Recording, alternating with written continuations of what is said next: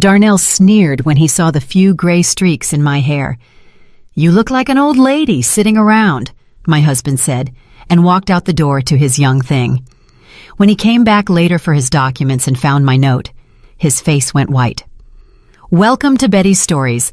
I share new life stories here every day, and I'd really appreciate it if you hit subscribe and liked my video. Now, let's jump back into my story. I'm sure you'll love it if you keep listening till the end. Aisha Harmon was climbing the stairs to the 4th floor, slow and heavy-footed.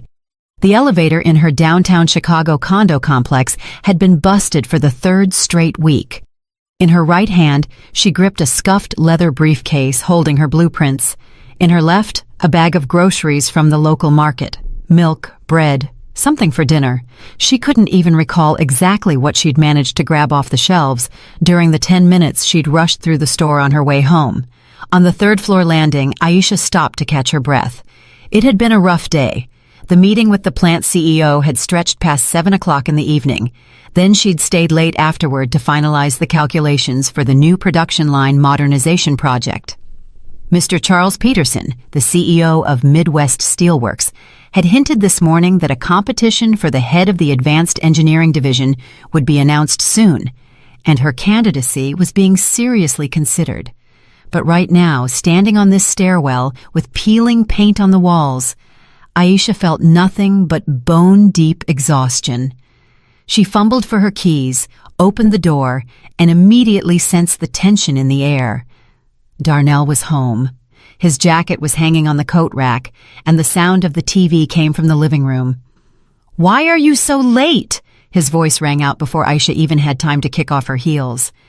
He appeared in the doorway of the living room, hands shoved into the pockets of his sweatpants. His face was set in a scowl, his brows furrowed. "I got held up at work." Aisha walked into the kitchen, placing the grocery bag on the counter.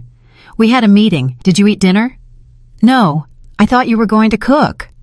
Aisha silently pulled the chicken out of the bag and started unpacking the rest of the groceries. Her hands moved automatically, even though her entire body was begging for a rest. "I'll make something quick," she said quietly. "About 40 minutes and it'll be ready." Darnell walked into the kitchen, opened the fridge, and pulled out a beer.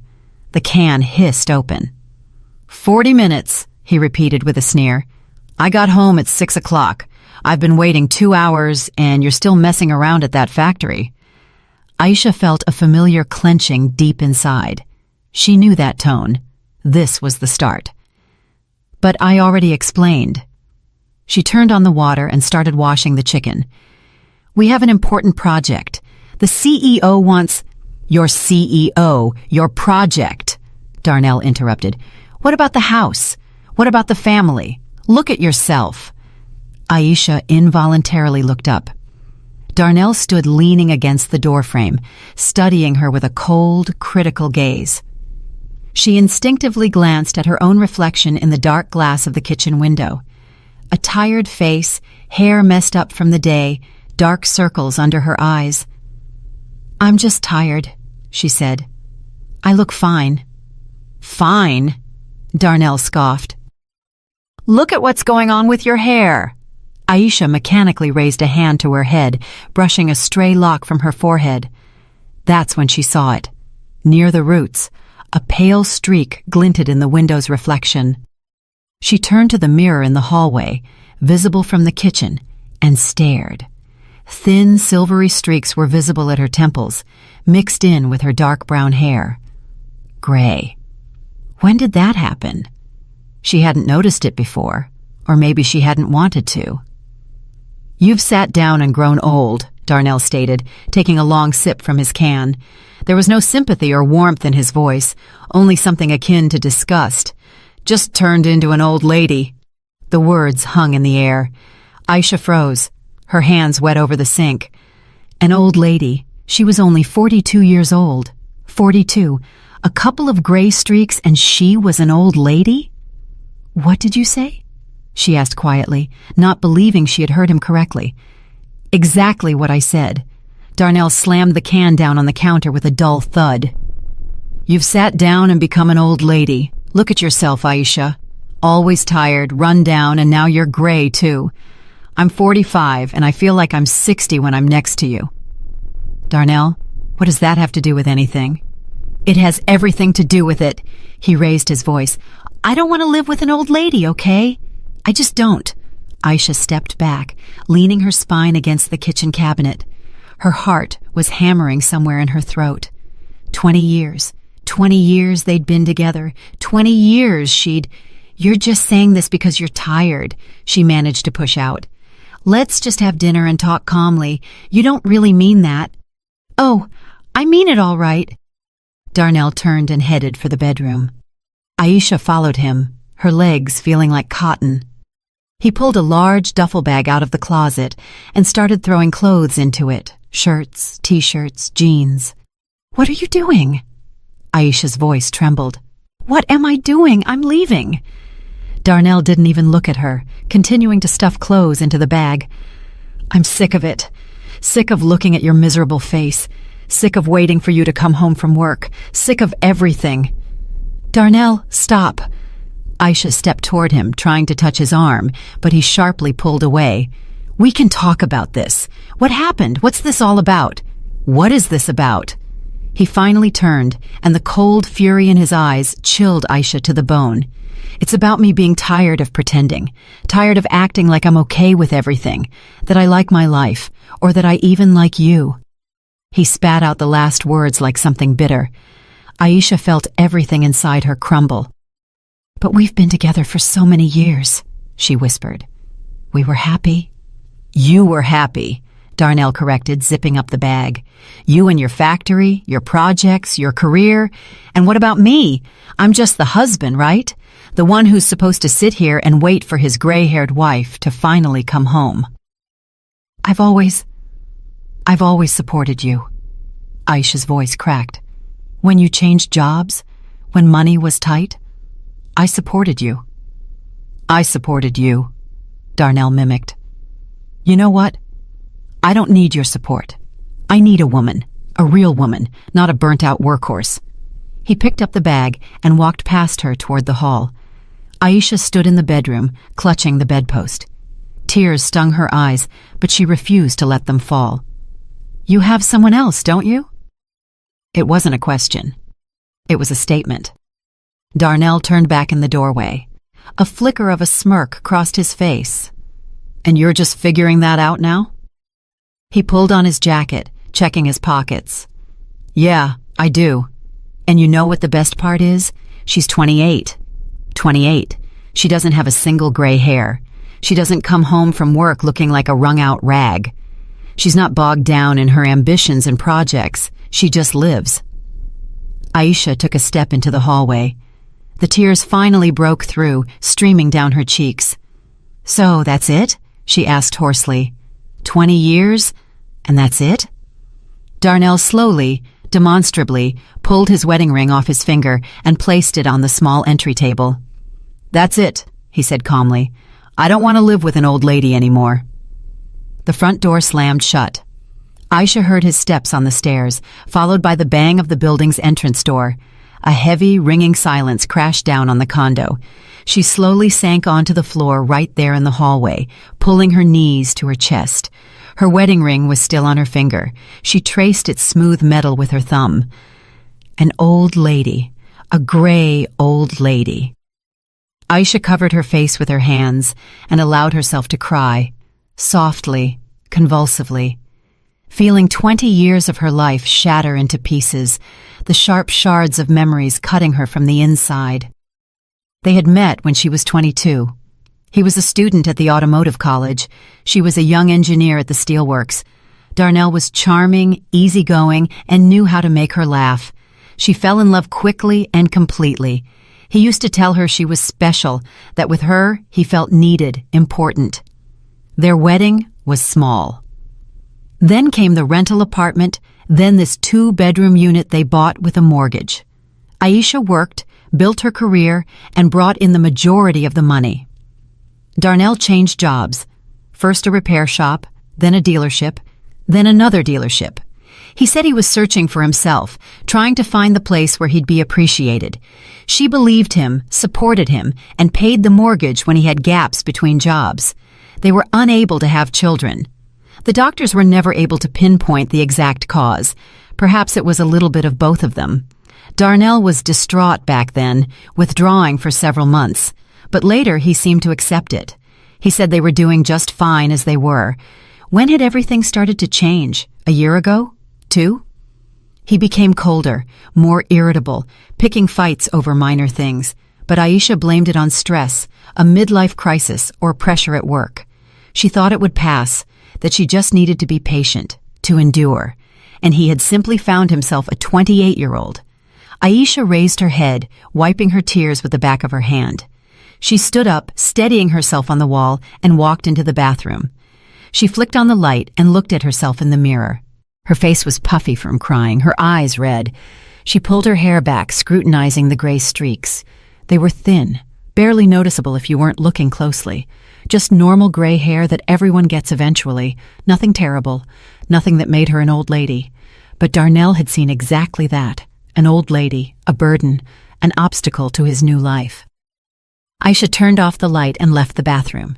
The apartment met her with emptiness. In the kitchen, the washed chicken still sat on the counter, and Darnell's half-empty beer can stood by the sink. She automatically put the chicken in the fridge, poured out the beer, and rinsed the can. Then she sat down at the kitchen table and just sat there, staring into the darkness outside the window. Somewhere out there, in this city, Darnell was with another woman, young, beautiful, without any gray hair. He was probably holding her, maybe kissing her, telling her the same words he once told Aisha, and she was sitting here alone in the condo she'd been paying the mortgage on for 10 years. A 42-year-old gray old lady. Aisha looked at her hands.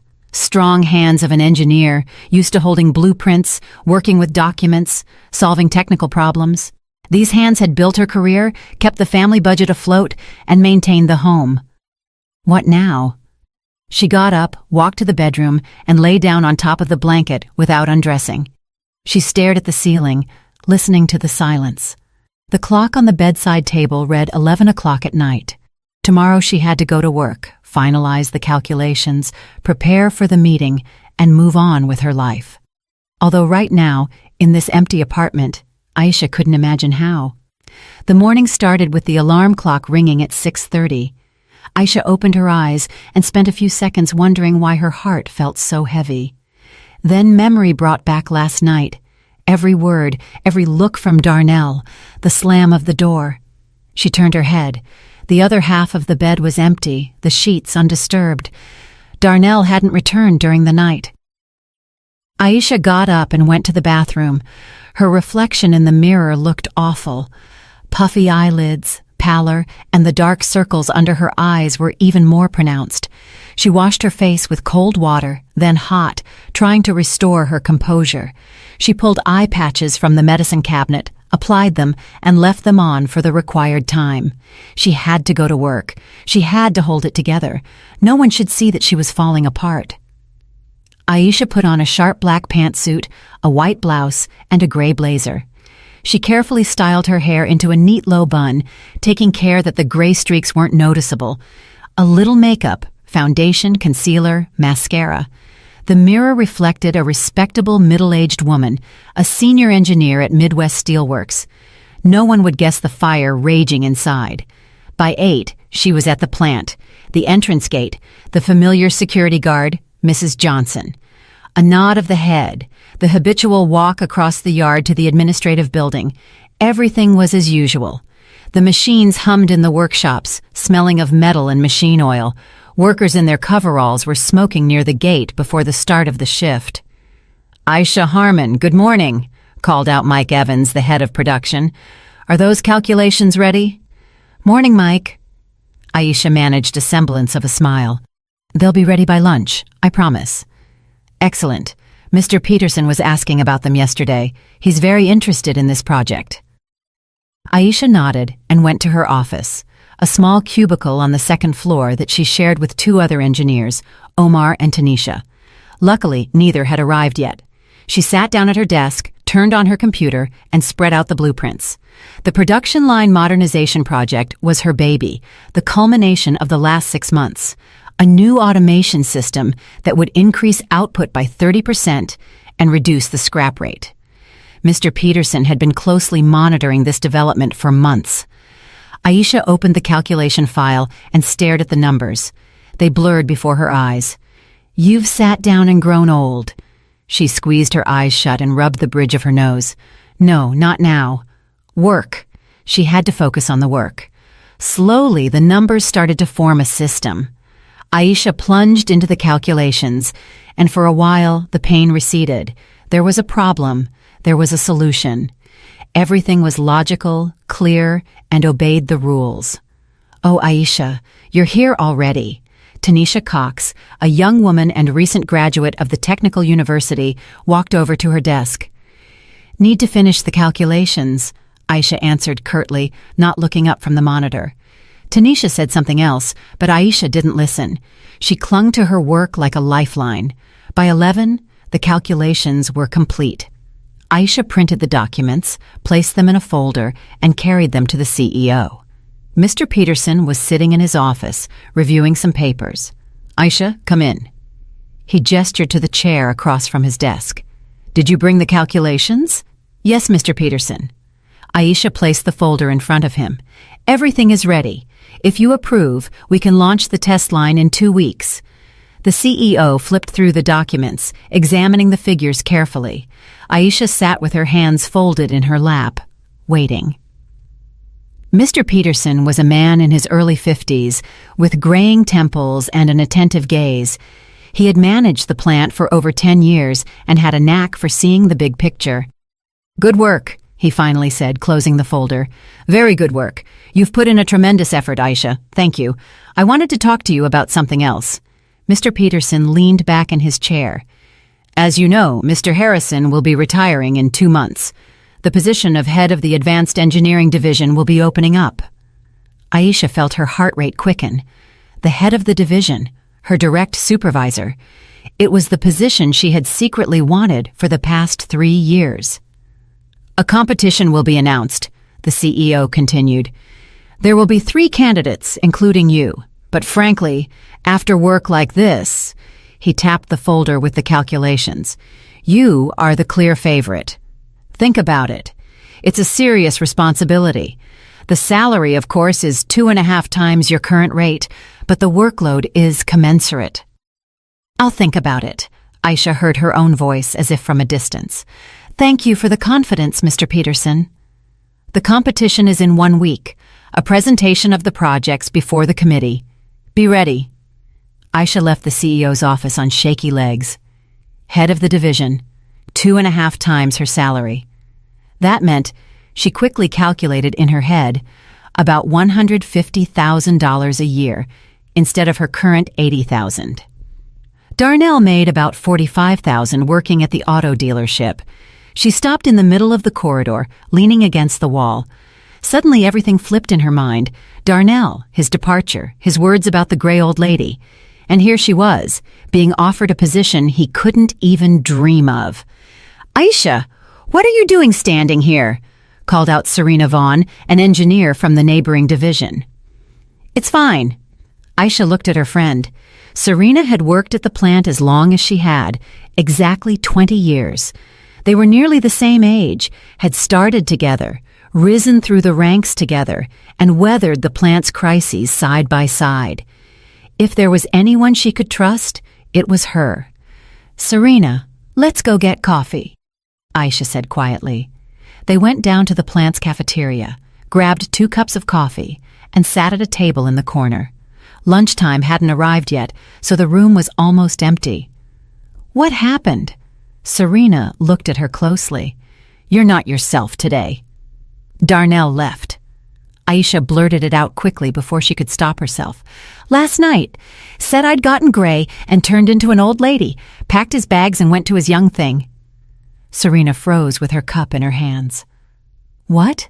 Seriously?" "Seriously." Aisha clutched her cup, feeling the warmth through the ceramic. "Just like that. 20 years and that's it." "Aisha." Serena leaned across the table and took her hand. My God, I don't know what to say. What a piece of... Don't. Aisha shook her head. I just needed to tell someone or I'll go crazy. They sat in silence. Serena didn't let go of her hand. Listen, her friend finally said. You know what I think? He's a fool. A complete fool. You're one of the best engineers at this plant. You're smart, strong, and beautiful. And the gray hair has nothing to do with it. I'm 42, Serena. Aisha offered a bitter smile. I'm not young anymore. So what? I'm 41. I've got gray hair too. Am I an old lady now? Serena spoke quietly but firmly. Stop it. He's just looking for an excuse for his cowardice. This isn't about your hair. It's about him being a weak man who can't handle the fact that his wife is more successful than he is. Aisha looked up. How do you know? Because I've seen it happen to others. Serena leaned back in her chair. Remember Tina from accounting? Her husband left when she became chief accountant too. Said she worked too much. In reality, he just couldn't stand that she earned more. Aisha remained silent, processing her friend's words. By the way, Serena leaned in again, lowering her voice. I heard Mr. Peterson was talking to you about the competition. Aisha nodded. He said I was the favorite. See there? Serena slapped the table with her palm. Aisha, this is your chance. Head of the division, can you imagine? That's totally different money. A different status. I don't know.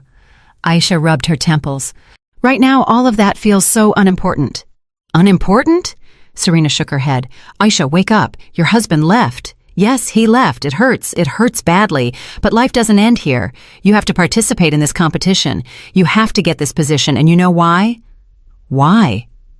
Because you earned it with your work, your projects, and your talent. And because the best revenge against an ex-husband is your success. Aisha looked at her friend. There was truth in her words. Life really didn't end. Darnell left. That was his choice. But what now? Sit at home and mourn a broken marriage? Or take a step forward? The presentation is in a week, she said slowly. I need to prepare. That's the spirit, Serena smiled. Come by my place after work. We'll talk it over properly. We'll have some wine. I don't want you sitting alone at home. Thanks, Serena. I'll come over. They returned to their offices. Aisha sat down at her desk and opened the file for the modernization project presentation. She started refining the slides, adding charts, diagrams, and efficiency calculations. The work drew her in. With every passing hour, the pain became a little more manageable. It didn't vanish, but it retreated to the background, giving way to focus. That evening, Aisha did stop by Serena's. They sat in the kitchen of her apartment, drinking red wine and talking. You know what the most hurtful part is? Aisha swirled her glass. I always supported him. Always. When he was in college, I was already working, helping him out with money for books and transit. When he lost his first job, I carried both of us. When we got the mortgage for the condo, I paid the larger share because my salary was higher, and all that time I thought we were a team, that we were in this together. He thought you owed him, Serena said quietly. Maybe. Aisha took a sip of wine. Remember about 3 years ago when he wanted to start his own business? An auto repair shop. I agreed to invest our savings, $25,000, everything we had. He lasted 6 months and shut it down, said it didn't work out, that the competition was too fierce. And did he give the money back? No, said it was family money and I shouldn't ask about it. Aisha offered a bitter laugh. I swallowed it back then. I thought we shouldn't fight over money, that family was what mattered most. Aisha. Serena took her hand. He used you. He simply used you. And when he realized you were becoming too successful, too independent, he ran. Aisha didn't respond. Something was shifting inside her. The hurt and pain were slowly turning into something else. Anger. Resolve. Serena. I need a good lawyer, she said suddenly, for divorce and asset division. Serena straightened up. Seriously? Seriously. The condo was bought during the marriage. I paid most of the mortgage. I have all the receipts. I want to know my rights. Good for you. Serena nodded approvingly. I happen to know someone who works at a legal firm. She's excellent. I'll text you her number tomorrow. Thanks.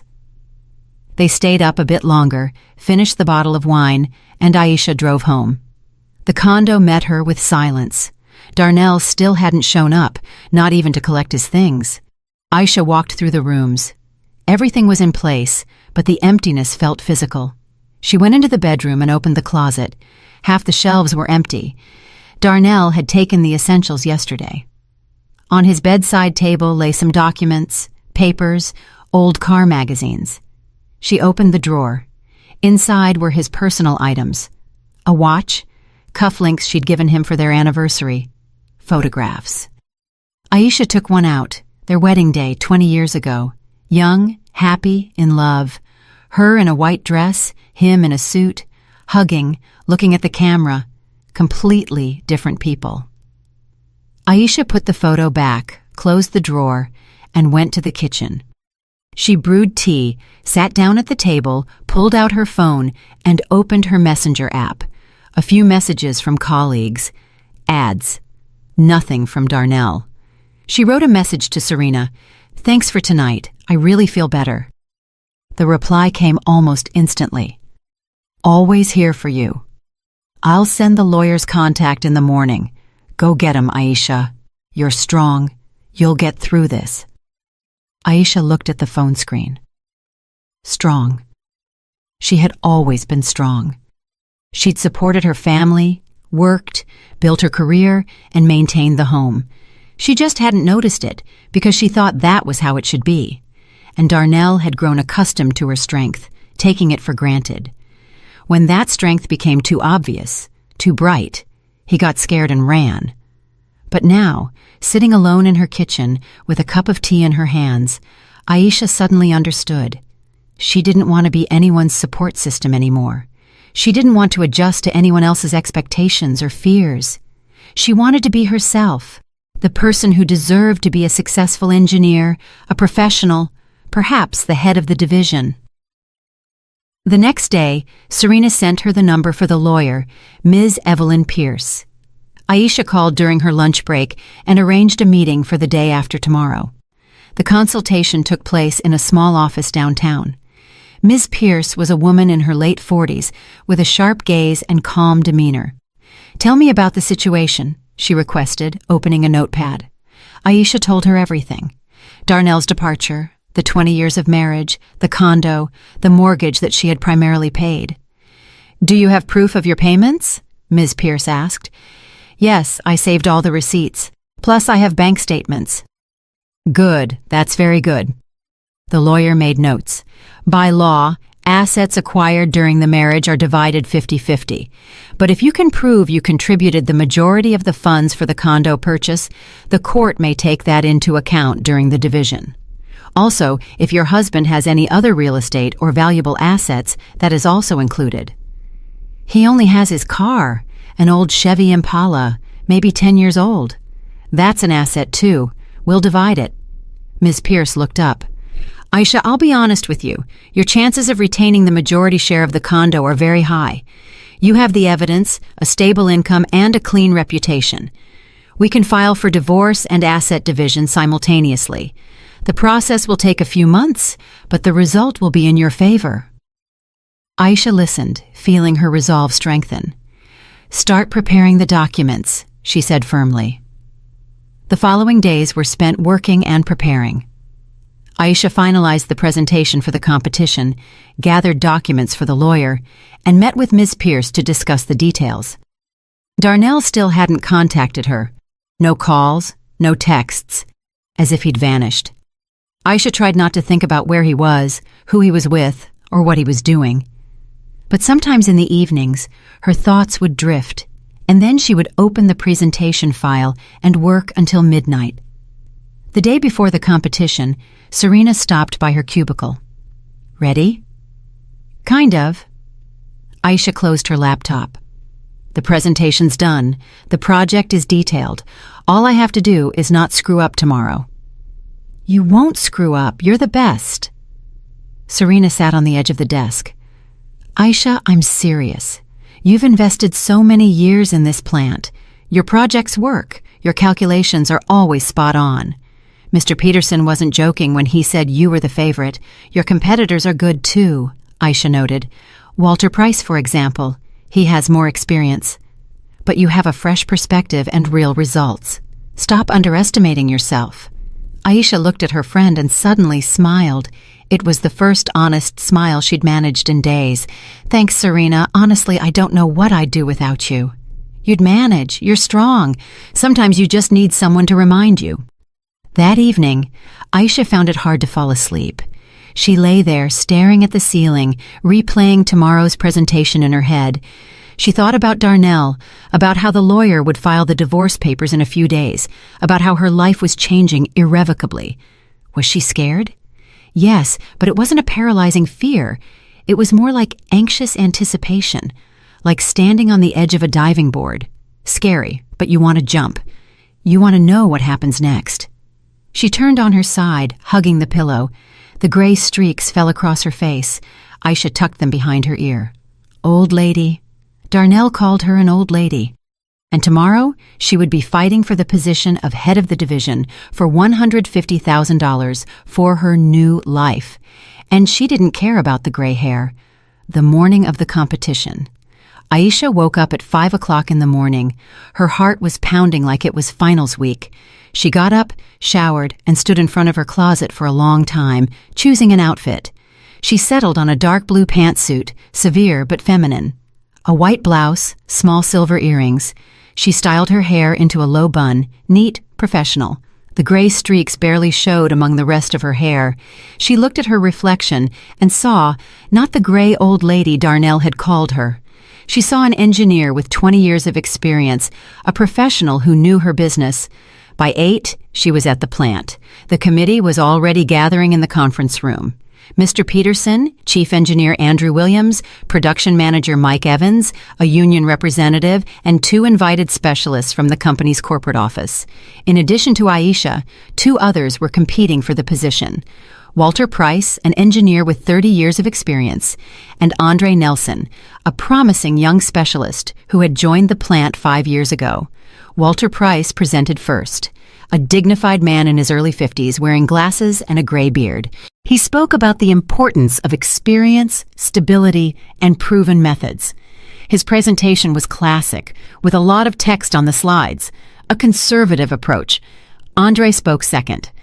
Energetic, ambitious, he talked about new technologies, the digitalization of production, and integrating artificial intelligence into process management.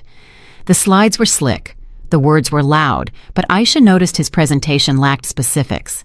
Then it was her turn. Aisha walked to the projector and plugged in her laptop. A deep breath. Her hands trembled slightly, but she managed to control herself. "Good morning, esteemed committee," she began in a calm voice. "My name is Aisha Harmon, and I've been working at this plant for the last 20 years. During that time, I have been involved in 23 projects, 12 of which have been implemented and brought the plant a total savings of over $8 million. Her first slide showed photos of the plant, production lines, workers. I want to show you not abstract ideas, but the real results of my work. The next slide displayed the diagram for the modernization of production line number 3, which she had developed 2 years ago. That project reduced the scrap rate from 7% to 2% and increased productivity by 20%. It paid for itself in 8 months.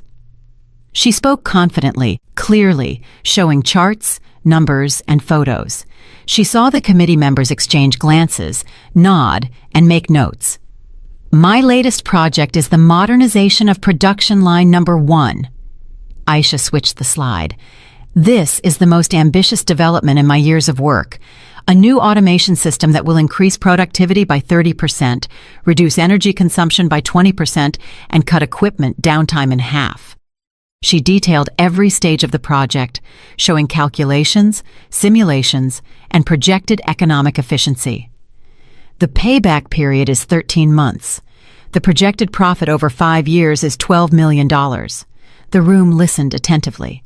Mr. Peterson looked at her with approval. Andrew Williams nodded, studying the handouts. But I didn't come here just to show you my past achievements. Aisha moved to the final slides.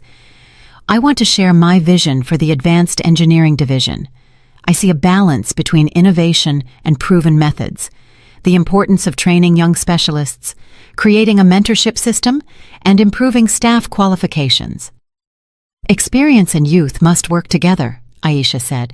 We need fresh ideas, but they must rely on a solid foundation of knowledge and practice. I see the engineering division as a team where every specialist grows professionally and brings maximum benefit to the company. She finished her presentation exactly within the allotted time, 20 minutes. Thank you for your attention. I'm ready for your questions. Questions poured in one after another. Andrew Williams asked about the technical details of the project. The representatives from the corporate office were interested in the financial aspects. Mike Evans clarified how the modernization would affect the production personnel. Aisha answered clearly, specifically, and without fluff. She knew her project by heart, every number, every nuance. When the questions ended, Mr. Peterson nodded. Thank you, Aisha Harmon. That was a very convincing presentation. Aisha gathered her materials and left the conference room. Her legs felt wobbly from the tension. She walked into the restroom, locked herself in a stall, and leaned against the wall. Her hands were shaking, and her heart was racing. That was it. She had done everything she could. Aisha spent the rest of the day in her cubicle, trying to focus on her current work, but her thoughts kept returning to the presentation. What if it wasn't good enough? What if they chose Walter Price for his experience or Andre for his fresh perspective? Serena rushed over 5 times. Well, how did it go? It went fine, I think, Aisha replied. The committee is deliberating now. Aisha, I'm sure you're the best. Everyone in the division is rooting for you. At 4 o'clock, all 3 candidates were called back to the conference room. Aisha walked down the corridor, feeling every step reverberate in her temples. They entered. The committee was seated at the long table. Mr. Peterson stood up. Thank you all for participating in the competition, he began. All the presentations were worthy. The decision was not easy. A pause. Aisha clenched her fists. But the committee unanimously made a decision. Mr. Peterson looked directly at her. Aisha Harmon, congratulations. Effective December 1st, you will take up the position of head of the Advanced Engineering Division. The world seemed to stop for a second. Then a ringing started in her ears, her heart plummeted, and then soared upward. Thank you, Aisha managed to stammer out. Thank you so much. I will do my best to justify your confidence. Walter Price shook her hand, though disappointment was visible in his eyes. Congratulations. Well deserved. Andre also congratulated her, though his smile was strained. Good job. That was a strong presentation. Andrew Williams walked over and clapped her on the shoulder. Aisha, your modernization project was the decisive factor. We saw not just words, but real results. Keep it up. Aisha walked out of the conference room, and then it hit her. The emotions she had been suppressing all day broke through. Tears welled up. She quickly walked to her cubicle and closed the door. She had done it. She was the head of the Advanced Engineering Division. $150,000 a year. New status, new life. The door swung open, and Serena burst in. Aisha! She rushed to hug her friend. I knew it. I knew you'd win. Other colleagues followed her. Tanisha, Omar, Mike, and a few others from neighboring divisions. Everyone congratulated her, shook her hand, and patted her on the shoulder. Aisha, you're our boss now, Tanisha laughed. Just don't be too hard on us. I won't. Aisha smiled through her tears. I promise. In the evening, after everyone had left, she remained alone in her cubicle. She sat at the desk, opened a drawer, and took out her work journal. Pages of notes, calculations, project drafts. 20 years of work documented in those pages. She took out her phone and wrote a text to Ms. Pierce, her lawyer. Good evening. I want to add some information to the documents. I received a promotion today. Effective December 1st, my salary will be $150,000 a year. I think this is important for the case. The reply came a few minutes later. Congratulations. Of course, this is very important. I will make the amendments tomorrow. By the way, we can file for divorce in 2 days. Everything is ready. Aisha looked at the screen. Divorce. The official end of a 20-year marriage. Strangely, she didn't feel the same pain she had a week ago, only a quiet sense of calm, a realization that this was necessary. She stood up, collected her things, turned off the light in the cubicle, and walked through the deserted plant toward the exit. The security guard, Mrs. Johnson, smiled at her. "Heard the news, Aisha. Congratulations. You made head of the division." "Thank you, Mrs. Johnson. Good for you. You earned it. Been working hard all these years. Everyone sees it." Aisha stepped outside. It was late November, and a cold wind whipped through her hair. She paused on the steps, looking at the plant. The tall smokestacks, the lights in the workshop windows, the sound of the machines running. Her home. Now she was more than just a senior engineer here. She was the head of the Advanced Engineering Division. At home, Aisha walked through the condo for a long time. Darnell still hadn't shown up. His things were still in the closet and on the bedside table. She opened the closet and started carefully folding his clothes into boxes. Shirts, jeans, jackets. Everything he hadn't taken. Let him pick them up when he comes for the documents. She went to the kitchen, brewed tea, sat down at the table, and opened a document on her laptop. She began to type. "Darnell, I received a promotion. Effective December 1st, I am the head of the Advanced Engineering Division with a salary of $150,000 a month. The divorce and asset division documents are on the table. Everything is filed through a lawyer. Everything is legal. I have packed your things in boxes. They are in the hall. Pick them up when it is convenient. Leave the keys on the entry table."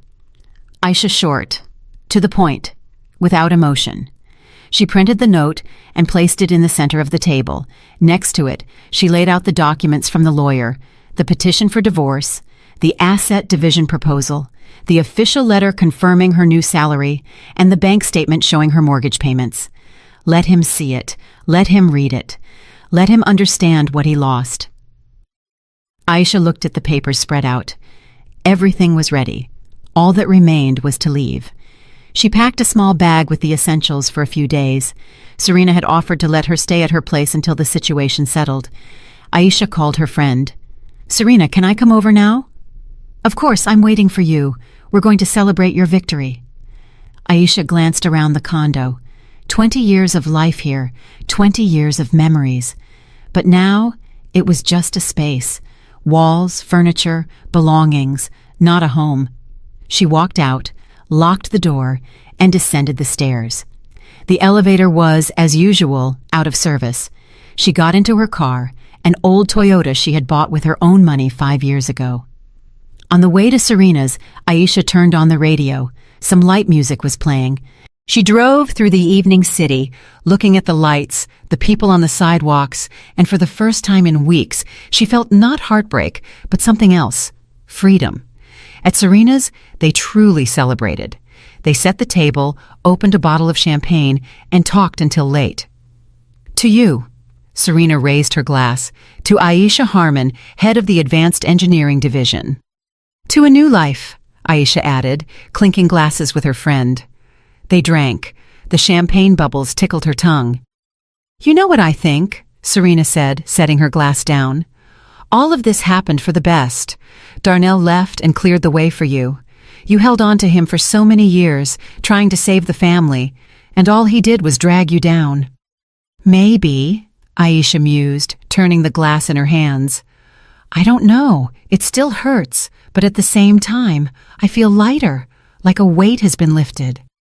"Because it has," Serena nodded. "He was a weight. You just didn't notice." They sat a little longer, talking about work and plans for the future. Aisha detailed the changes she wanted to implement in the division, how she planned to structure teamwork. "You'll handle it," Serena said confidently. "You're a natural leader. You know how to listen, how to make decisions, and you're not afraid of responsibility." "I hope so," Aisha smiled. "First time in a role like this. It's kind of scary." "Being scared is normal. The important thing is that you didn't give up." Aisha went to sleep on Serena's living room sofa, covered herself with a throw, and stared into the darkness. She thought about tomorrow, about Darnell coming home soon and finding her note, about how he would react. And strangely, she didn't care. Let him react however he wanted. It wasn't her problem anymore. She closed her eyes and fell into a peaceful sleep for the first time in many days. The next 2 days were spent preparing for her new position. Mr. Peterson called Aisha in to discuss the transition details. Mr. Harrison, the current head of the division, began handing over his duties, acquainting her with the nuances of management work. "Aisha, the main thing is, don't be afraid to make decisions," he said, sorting through folders of documents. "And trust your team. You have good specialists." Aisha absorbed every word, took notes, and asked questions. Ms. Pierce called in the late afternoon. "Aisha, the documents are ready. We're filing with the court tomorrow. Are you sure?" "Yes," Aisha replied without hesitation. "File them." "Great. Just one more thing. I need your signature on a few papers. Can you come by this evening?" "Of course. 6 o'clock works." "Excellent. I'll see you then." Aisha signed all the necessary documents at the lawyer's office, the divorce petition, and the asset division agreement. Everything was drafted clearly, legally, and in her best interest. "Darnell will receive the summons within a week," Ms. Pierce explained. "If he wants to contest it, there will be hearings. But I doubt he will. He has no grounds. Everything is by the book." "Thank you." Aisha shook the lawyer's hand. "For everything. Good luck to you, and congratulations on your promotion. You're truly impressive." Aisha left the office. It was dark, and the streetlights were on. She got into her car but didn't drive straight to Serena's. She pulled out her phone, opened the map, and looked up the address of her condo. Darnell had probably already been there, seen the note, and collected his things. Aisha started the car and drove home, just to check, just to be sure. She climbed the stairs to the 4th floor. The elevator was still broken. She opened the door with her key. The condo was dark and quiet. She turned on the light. The boxes with Darnell's things were gone from the hallway. His keys were lying on the entry table, neatly placed where his wedding ring had been. Aisha walked into the kitchen. The table was empty. The note and the documents were gone. So he had been here. Read everything, taken his things, and left. She sat on a chair and looked around. The condo felt both familiar and alien. Everything was in place, but something vital was missing. The presence of life. Aisha stood up and walked through the rooms. In the bedroom, half the closet was empty. In the bathroom, his razor, shampoo, and toothbrush were gone. In the living room, his car magazines had vanished. He was truly gone. Finally. Aisha returned to the kitchen and turned on the kettle. While the water was boiling, she stood at the window looking out at the evening courtyard. Kids were playing in the small park despite the cold. A neighbor was walking her dog. Ordinary life. The kettle whistled. Aisha made tea, sat down at the table, took out her phone, and opened her gallery. Photos of their trips together, holidays, everyday life. She scrolled through them for a long time, examining the faces on the screen. Then she created a new folder, titled it Past, and moved all the photos with Darnell into it. She didn't delete them, she just removed them from the main gallery. The past. It would remain in her memory, in these snapshots, in the 20 years of her life, but it would no longer define her present. Aisha finished her tea, washed the cup, turned off the light, and drove back to Serena's. "So, you went home?" her friend asked when Aisha returned. "I did. He took his things and left the keys. How are you doing?" "I'm fine." Aisha sat on the sofa. "Honestly, fine. It's strange, but I even feel relieved. There's a finality to it." "That's great." Serena sat next to her. "So, you're ready to move on?" "Looks like it." They watched a movie and drank some wine. They simply sat in silence. Aisha felt grateful for this woman who had been her rock during the hardest days. "Serena, thank you," she said quietly, "for everything, for not letting me break down." "We're friends," Serena shrugged. "How could I do anything else?" Aisha smiled. Friends. Yes, she had a true friend. She had the work she loved. She had a new position and new prospects. She had herself, strong, capable, talented, and gray-haired. Let her be gray. It was just hair. Darnell parked his old Chevy Impala outside the condo building 3 days after he left home. He had spent those 3 days with Kylie, the 28-year-old for whom he had abandoned his wife. They were renting a studio apartment on the edge of the city, and those days had been filled with the illusion of a new life. Kylie cooked him breakfast, laughed at his jokes, and didn't nag him about the mess. But this morning, she had reminded him that the lease ended in a week, and they needed to decide where they would live next. Darnell had promised to sort out the condo, get the documents, and finalize everything with Aisha. He climbed the stairs to the 4th floor with a sense of superiority. He imagined Aisha sitting at home, heartbroken, crying, begging him to come back. He would be magnanimous, refuse her, take his things and documents, and slam the door. Clean, final. Darnell opened the door with his key. The condo was quiet, empty. "Aisha!" he called out, taking off his jacket. No answer. Darnell walked into the living room, then the kitchen. No one. Strange. He looked at his watch, 6:30 in the evening. She was usually home by now. Something white was on the kitchen table. Darnell walked closer, a sheet of paper neatly printed. Next to it, some documents stacked in a pile. He picked up the note and started reading. First, distractedly, with a smirk, then the smile froze. His eyebrows shot up. "Darnell, I received a promotion. Effective December 1st, I am the head of the Advanced Engineering Division with a salary of $150,000 a year." Darnell reread the lines twice. 150,000. Head of the division, Aisha. He grabbed the documents from the table. The first page, a memo from the plant, official with a corporate seal, confirming that Aisha V. Harmon is appointed to the position of head of the Advanced Engineering Division, effective December 1st, with an annual salary of $150,000. Darnell slumped into a chair. 150,000. He made 45,000, less than a third of her new salary. His hands automatically reached for the next document. Petition for dissolution of marriage. Official, with Aisha's signature and the law firm's stamp. Filing date, 2 days ago. The next document. Proposal for the division of marital assets. Darnell started reading, and his face slowly turned white. The condo at address was acquired during the marriage.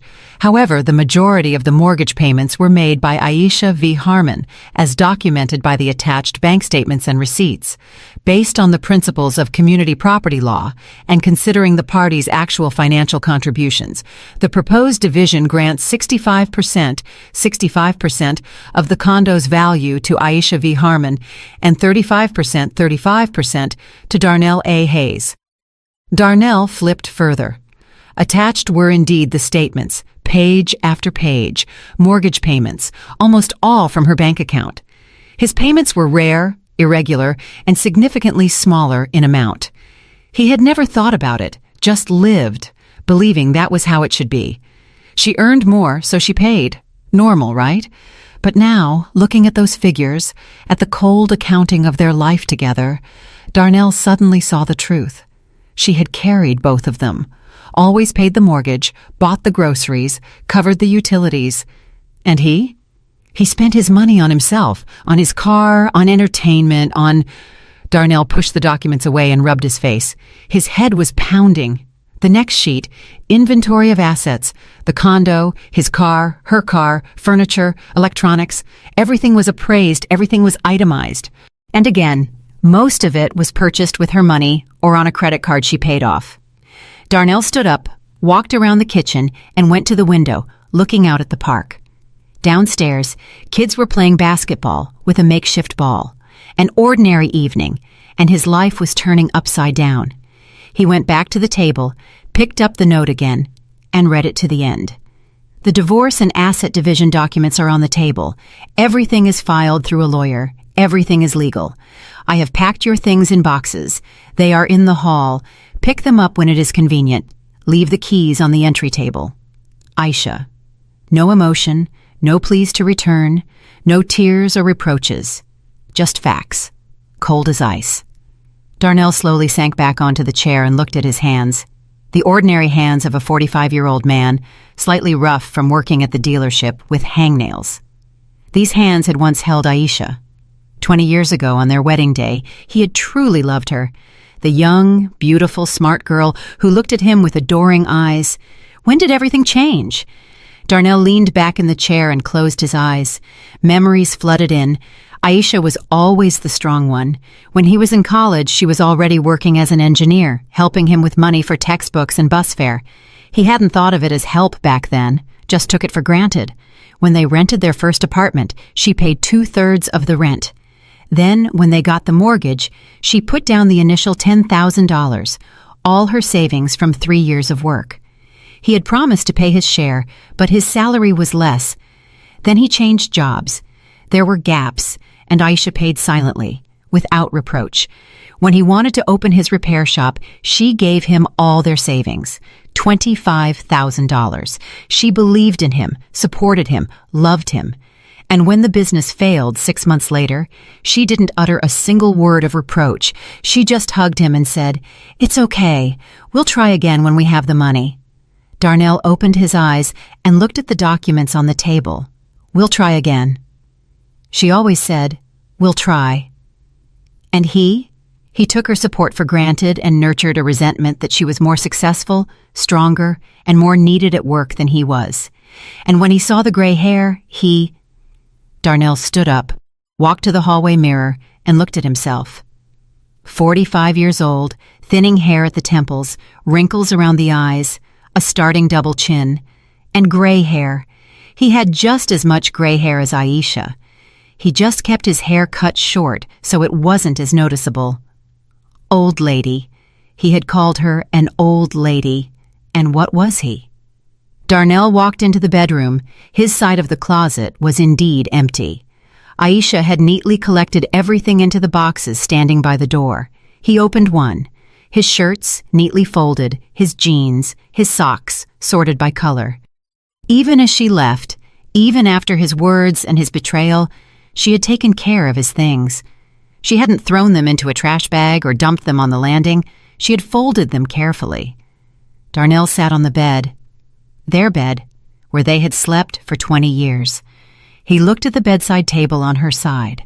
A book, some novel, reading glasses, hand cream, simple things. The life of a simple woman who worked, came home tired, read before bed, and put cream on her hands. And he had said he didn't want to live with an old lady. Darnell pulled out his phone and found her number.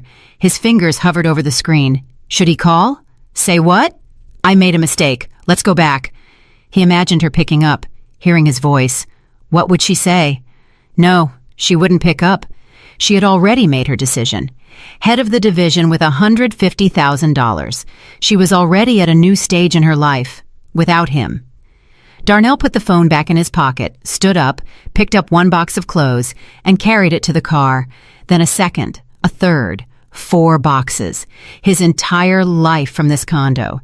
He returned, took off the watch, the expensive Swiss one Aisha had given him for his 40th birthday, and placed it on her bedside table.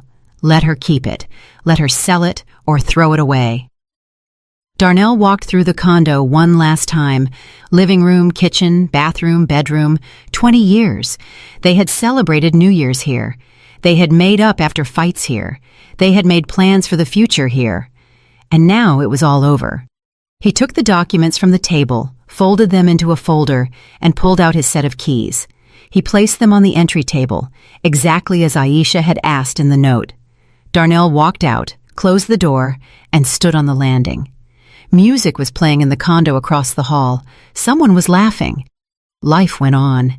He walked down to his car, loaded the last box into the trunk, got behind the wheel, and started the engine. But he didn't drive away. He sat there staring at the front entrance. His phone vibrated. A text from Kylie. "Vince, are you coming soon? I'm cooking dinner." Darnell looked at the screen. Kylie, 28 years old, cute, cheerful, no gray hair, the one for whom he had orchestrated all of this. He started to type a reply, but his fingers froze. Suddenly, with terrifying clarity, he understood. Kylie wasn't love, she was an escape from his own inadequacy, from the comparison with his successful wife, from the realization that he hadn't become the man he wanted to be. Aisha had grown professionally, moving upward, while he had stalled. A sales manager at an auto dealership making $45,000 at age 45. And instead of working on himself, he found a young mistress to feel significant, needed, and important again. And Aisha? Aisha had simply lived, worked, achieved her goals, and grown. And her hair had turned gray from the work, the exhaustion, the stress, from carrying both the family and her career on her back. Darnell put the phone on the passenger seat without replying to Kylie and gripped the steering wheel until his knuckles were white. What had he done? He had lost the woman who had been his rock for 20 years, who had believed in him, supported him, and loved him, who had never once reproached him for earning less or for not reaching career heights. And in return, he had called her an old lady and walked out for a younger woman. Darnell dropped his head onto the steering wheel. Something tightened in his chest, making it hard to breathe. It wasn't pain in the usual sense.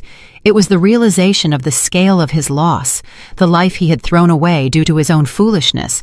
$150,000, head of the division. Aisha had achieved what he could only dream of, and she had done it by herself. Without him. Moreover, perhaps she was only able to do it precisely because she was free of him, because she no longer had to spend her energy propping up his shaky ego, soothing his insecurities, or enduring his indecisiveness. His phone vibrated again. Kylie texted, "Vince, where are you? I'm worried." Darnell picked up the phone and looked at Kylie's profile picture. A young face, a bright smile, a cute girl who worked as a clerk at the mall and dreamed of a glamorous life. He typed a reply, "Be there soon." He started the car and drove out of the parking lot, taking the boxes with his things to the rented studio on the outskirts. To the new life he had chosen for himself. The whole way, only one question echoed in his mind. What if I made a terrible mistake? Darnell arrived at Kylie's and went up to the third floor of the small apartment building. She opened the door, smiling. "Finally, I thought you weren't coming." She kissed him on the cheek. "Help me bring in the boxes." They hauled the boxes into the apartment. One room, cramped, with furniture that wasn't theirs. It smelled like something fried. "I cooked chicken," Kylie said, walking into the kitchen. "Sit down, let's eat." Darnell sat down at the small kitchen table. Kylie served the food, telling him something about her work and her friends. He listened half-heartedly. "Vince, why are you so quiet?" Kylie looked at him carefully. "Did something happen?" "No, everything's fine," he lied. "Just tired." They ate dinner, then went to bed on the narrow sofa. Kylie snuggled up to him and fell asleep quickly, but Darnell lay awake, staring at the ceiling, unable to sleep. Only one thought spun in his head. What now? Divorce. Asset division. 35% of the condo, about $150,000 considering current market prices. Not bad money. He could start something, maybe try his business again. But there was no joy in those thoughts, only emptiness. Darnell carefully slipped out of Kylie's embrace, got up, and went onto the tiny balcony. He lit a cigarette, a habit he'd been trying to quit for years but couldn't. The city slept. Only a few windows glowed in the buildings across the way. Somewhere out there, in this city, Aisha was also awake. Perhaps she was thinking about her new life, her new position, about the fact that she was finally free of the husband who hadn't valued her. Darnell put out the cigarette, went back inside, lay down next to Kylie and closed his eyes, trying to sleep. But sleep wouldn't come, and only one voice, quiet and persistent, sounded in his head. "You lost her. For good. I'm really glad you're here and that I could share my story with you. If you liked it, show me by liking the video and subscribing to my channel. Let's see how many of us there are. Write in the comments which city you're watching from and what time it is. I'm so curious to know where all you wonderful people are tuning in from. If you want to support me a little extra, you can also send a small donation. I share new life stories for you every single day. And now, 2 of my most popular stories will pop up on the screen so you can choose what to watch next.